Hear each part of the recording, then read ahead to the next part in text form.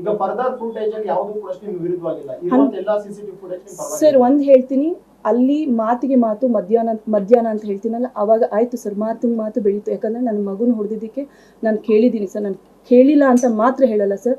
ಮತ್ತೆ ಇನ್ನೊಂದು, ನನ್ನ ಮಗಳನ್ನ ಕಳ್ಳಿ ಅಂದ್ರು.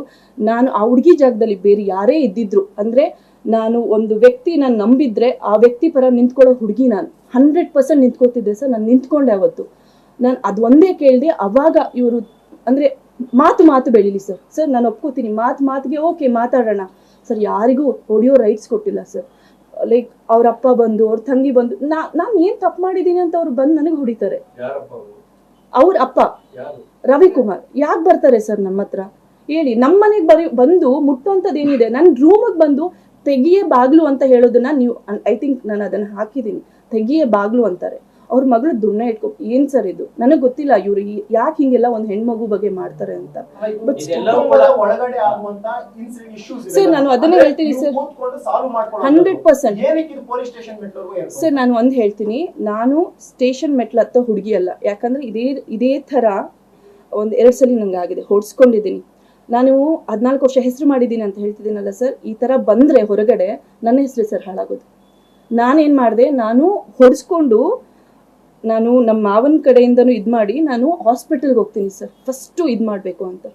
ಸೊ ಆಲ್ರೆಡಿ ನಮ್ಮ ಅಕ್ಕ ಎಲ್ಲ ನನ್ನ ನೋಡಿದ್ದಾರೆ ಸರ್. ನನ್ನ ಸ್ಥಿತಿ 100% ತುಂಬ ಬ್ಯಾಡ್ ಆಗಿತ್ತು. ನನಗೆ ಗೊತ್ತು ಆ ಸಿಚುವೇಶನ್ ಹೇಗಿತ್ತು ಅಂತ.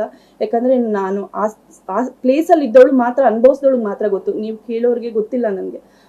ಆ ಟೈಮಲ್ಲಿ ಅವರು ಹೇಳ್ತಾರೆ ಸರ್, ಮೀಡಿಯಾದಲ್ಲಿ ನಿನ್ನ ಹೆಸರು ಹಾಳು ಮಾಡ್ತೀನಿ. ಇದನ್ನ ನನಗೆ ಫಸ್ಟ್ ಸಲ ಅಲ್ಲ, 3-4 ಸರ್. ನಾನಂತೂ ಮೀಡಿಯಾಗೆ ಬಂದಿಲ್ಲ ಸರ್, ನಿಜವಾಗ್ಲೂ ಹೇಳ್ತೀನಿ. ನಾನು ಮೀಡಿಯಾಗೆ ಹೇಳೂ ಇಲ್ಲ. ಮೀಡಿಯಾಗೆ ಹೇಳೋಂಗಿದ್ದಿದ್ರೆ 8 ಗಂಟೆ ಅವತ್ತು ನಡೆದಾಗ 100% ಇದೇ ಇಂಡಸ್ಟ್ರಿಯಲ್ಲಿ ವರ್ಕ್ ಮಾಡಿದವರು 1-2 ಕಾಂಟ್ಯಾಕ್ಟ್ ಇದೆ ನನಗೂ.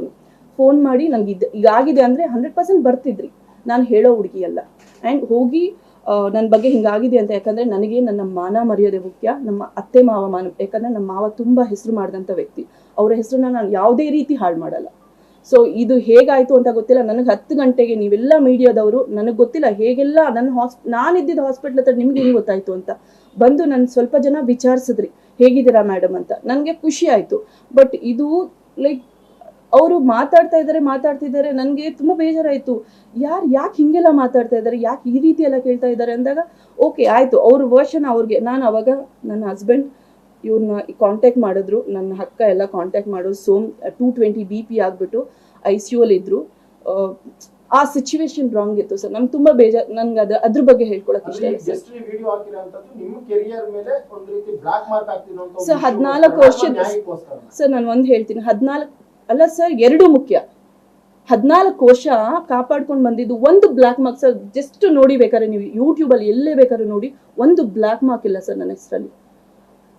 ಸರ್ ಇದು ಪರ್ಸನಲ್ ಟಾರ್ಗೆಟ್ ನನಗೆ ಗೊತ್ತು. ಯಾಕಂದ್ರೆ ನಮ್ಮ ಮಾವ ತುಂಬಾ ಒಳ್ಳೆ ಹೆಸರು ಮಾಡಿದಂಥ ವ್ಯಕ್ತಿ. ನೆಕ್ಸ್ಟ್ ಯಾರು ಅಂತ ಕೇಳಿದ್ರೆ ನನ್ನ ಹಸ್ಬೆಂಡ್ ಹೆಸರೇ ಬರುತ್ತೆ. ಯಾಕೆಂದ್ರೆ ಅವ್ರ ನೆಕ್ಸ್ಟ್ ಯಾರು ಬರ್ತಾರೆ ಅಂದ್ರೆ ನನ್ನ ಹಸ್ಬೆಂಡ್ ಹೆಸರೇ ಹೇಳೋದು. ಆ ಎಂಟೈರ್ ಏರಿಯಾದಲ್ಲಿ ಹೇಳೋದೇ ನನ್ನ ಹಸ್ಬೆಂಡ್ ಹೆಸರು. ಯಾಕಂದ್ರೆ ಸರ್ ನಾನು ಗಂಡ ಅಂತ ಮಾತಾಡ್ತಾ ಇಲ್ಲ, ಒಂದು ಒಳ್ಳೆ ವ್ಯಕ್ತಿಯಾಗಿ ಮಾತಾಡ್ತಾ ಇದ್ದೀನಿ ಆ ಮನುಷ್ಯನ ಬಗ್ಗೆ. ಅಷ್ಟು ಒಳ್ಳೆಯವರು ಸರ್. ಸರ್ ಏನ್ ಮಾಡ್ತಾರೆ ಸರ್ ಪಾಪ.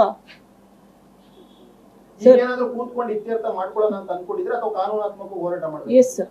ನಾನು ಹೇಳ್ತೀನಿ, ಈ ಕ್ರೈಮ್ ನಂಬರ್ 63 of 2026 ಅಂದ್ರೆ ಅವ್ರು ಕೊಟ್ಟಿರೋ ಕಂಪ್ಲೇಂಟ್ ಪ್ರಕಾರ, ಈಗ ನೀವು ಕೇಳಿದ್ರೆ ಒಂದು ಪ್ರಶ್ನೆ ಕೇಳಿದ್ರೆ, ಯಾಕೆ ನೀವು ಪೊಲೀಸ್ ಸ್ಟೇಷನ್ಗೆ ಹೋಗಿದ್ರಿ, ಯಾಕೆ ಇದೆಲ್ಲ ಪೊಲೀಸ್ ಸ್ಟೇಷನ್ಗೆ ಹೋಗ್ಬೇಕಿರುತ್ತಾ? ಒಂದು MLC ರಿಜಿಸ್ಟರ್ ಆಗುತ್ತೆ. ಒಫೆನ್ಸಸ್ ಏನು? ಸೆಕ್ಷನ್ 17 ಮತ್ತೆ ಸೆಕ್ಷನ್ 109. ಸೆಕ್ಷನ್ 17 ಅಂತ ಹೇಳಿದ್ರೆ outraging the modesty of a woman, ಮತ್ತೆ ಸೆಕ್ಷನ್ 109 ಅಂತ ಹೇಳಿದ್ರೆ attempt to murder.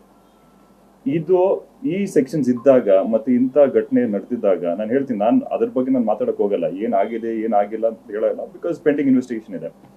But ಅದಿದ್ದಾಗ MLC register ಆಗಿದ ನಂತರ ಪೊಲೀಸ್ ಸ್ಟೇಷನ್ ಅಂದ್ರೆ ಕನ್ಸರ್ನ್ ಪೊಲೀಸ್ ಸ್ಟೇಷನ್ ಅಫಿಷಿಯಲ್ಸ್ ಬಂದ್ಬಿಟ್ಟು ಅವ್ರ ಸ್ಟೇಟ್ಮೆಂಟ್ ತಗೊಂಡ್ಬಿಟ್ಟು ಅದ್ರ ಆಧಾರದ ಮೇಲೆ FIR ರಿಜಿಸ್ಟರ್ ಆಗಿರೋದು. ಸೊ ಅಂತ ಒಂದು ಸೀರಿಯಸ್ ಘಟನೆ ನಡೆದಿದೆ, ಅದ್ರ ಪ್ರಕಾರನೇ FIR ರಿಜಿಸ್ಟರ್ ಆಗಿರೋದು. ಸೊ ಅವ್ರು ಬೇಕಂತ ಹೋಗ್ಬಿಟ್ಟಿಲ್ಲ, ನಾನು ಪೊಲೀಸ್ ಸ್ಟೇಷನ್ಗೆ ಹೋಗ್ತೀನಿ, ಅವ್ರ ಮೀಡಿಯಾಗೆ ಹೋಗ್ತೀನಿ ಅಂತ ಹೇಳ್ಬಿಟ್ಟು ಮಾಡಿಲ್ಲ. ಬಟ್ ಪೊಲೀಸ್ ಏನ್ ಒಫೆನ್ಸ್ ಆಯಿತು ಅವ್ರು ಮಾಡಿದ್ದಾರೆ, ಪೊಲೀಸ್ ಕಂಪ್ಲೇಂಟ್ ಮಾಡಿದ್ದಾರೆ. ಅವ್ರ ಕಂಪ್ಲೇಂಟ್ ಕೌಂಟರ್ ಬ್ಲಾಸ್ಟ್ ಅಂತ ಹೇಳ್ಕೊಂಡು, ಯಾಕಂದ್ರೆ ಅದಕ್ಕೆಲ್ಲ ಪ್ರೂಫ್ ಇದೆ. MLC ರಿಜಿಸ್ಟರ್ ಆಗಿದೆ, ಮತ್ತೆ DAMA ಅಂತ, that is discharge against medical advice. ಅವ್ರ ಗಂಡ ಕೂಡ ಅಂತ ಪರಿಸ್ಥಿತಿಲಿ ಇದ್ರೂ ಕೂಡ ಅಗೇನ್ಸ್ಟ್ ಮೆಡಿಕಲ್ ಅಡ್ವೈಸ್ ಅವ್ರು ಡಿಸ್ಚಾರ್ಜ್ ಆಗಿದ್ದಾರೆ. ಸೊ ಅಂತ ಪರಿಸ್ಥಿತಿಯಲ್ಲಿ ಇದಾಗಿರೋದು. ಸರ್ ಹೌದು, ನನ್ನ ಮಗು ನಾನು ಪೊಲೀಸ್ ಸ್ಟೇಷನ್ ಕಂಪ್ಲೇಂಟ್ ಕೂಡ ನಮ್ಮ ಉದ್ದೇಶ ಇರಲಿಲ್ಲ. 100% ಮೇಲೆ ಪೊಲೀಸರು ಬಂದು ಸ್ಟೇಟ್ಮೆಂಟ್ ಮಾಡ್ಕೊಂಡಾಗ ಈ ಒಂದು ಕೇಸ್ ರಿಜಿಸ್ಟರ್ 100% ಸರ್. ಈಗ ನೆಕ್ಸ್ಟ್ ಸ್ಟೆಪ್ ನೀವೇನಾದ್ರೂ ಕೂತ್ಕೊಂಡು ಕುಟುಂಬದಲ್ಲಿ ಸರ್ ನಮ್ಮ ಮಾವ ಇದ್ದಾರೆ ಸರ್, ನಮ್ಮ ಮಾವನೂ ಇದ್ದಾರೆ ಸರ್, ಅಂಡ್ ನನ್ನ ಹಸ್ಬೆಂಡ್ ಹೇಗೆ ತಗೊಂಡ್ ಹೋಗ್ತಾರೆ ಅಂಡ್ 100% ನ್ಯಾಯ ಬೇಕು ಸರ್. ನನಗೆ ಯಾವಾಗ್ಲೂ ಹೊಡ್ಸ್ಕೊಂಡು ಕೂತ್ಕೊಳಕ್ ಆಗಲ್ಲ ಸರ್. ಮಾತಾಡೋದಕ್ಕೆ ನೀವು ರೆಡಿ ಇದ್ದೀರಲ್ಲ? ಅಲ್ಲ ಸರ್, ನ್ಯಾಯದ ಪ್ರಕಾರನೇ ಹೋಗ್ತೀನಿ.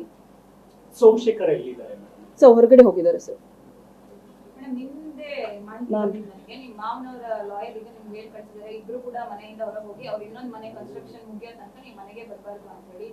ಇದು ಗೊತ್ತಿಲ್ಲ ಮ್ಯಾಮ್, ನಮ್ಗೆ ಇಲ್ಲ ಈ ತರ ಸುದ್ದಿ ಬಂದಿಲ್ಲ. ನಮ್ಮ ಅವ್ರ ಆ ರೀತಿ ಯಾವತ್ತೂ ಮಾತಾಡಲ್ಲ. ದಯವಿಟ್ಟು ನನಗೆ ಇದ್ರ ಬಗ್ಗೆ ಎಲ್ಲ ನನ್ನ ಮಗಳನ್ನ ಮುಟ್ಟಿದ್ದಕ್ಕೆ ಇದೆಲ್ಲ ಜಗಳ ಆಗಿದ್ದು, ಆಸ್ತಿ ವಿಚಾರ ಇದೆಲ್ಲ ನಾನು ಪರ್ಸ್ನಲ್ ಆಗಿ ಇದೆಲ್ಲ ನನಗೆ ನನ್ನವರೆಗೂ ಇಲ್ಲ. ಯಾಕಂದ್ರೆ ಆಸ್ತಿ ಅಂತ ಬಂದ್ಮೇಲೆ ಅದು ನನ್ನ ಗಂಡ, ಅವ್ರ ಅಪ್ಪ, ನನಗೂ ಅವ್ರ ಆಸ್ತಿಗೂ ಯಾವುದೇ ರೀತಿ ಸಂಬಂಧ ಇಲ್ಲ ಸರ್. ಅಷ್ಟೇ ಸರ್. ನಾನು ಒಂದೇ ಒಂದು ಹೇಳಕ್ ಇಷ್ಟಪಡ್ತೀನಿ, ಯಾವತ್ತು ಹೆಣ್ಮಕ್ಳಿಗೆ ಈ ರೀತಿ ಟಾರ್ಚರ್ ಆಗಬಾರ್ದು ಆ್ಯಂಡ್ ಯಾರ ಮೇಲೂ ಕೈ ಎತ್ತಬೇಡಿ. Thank you.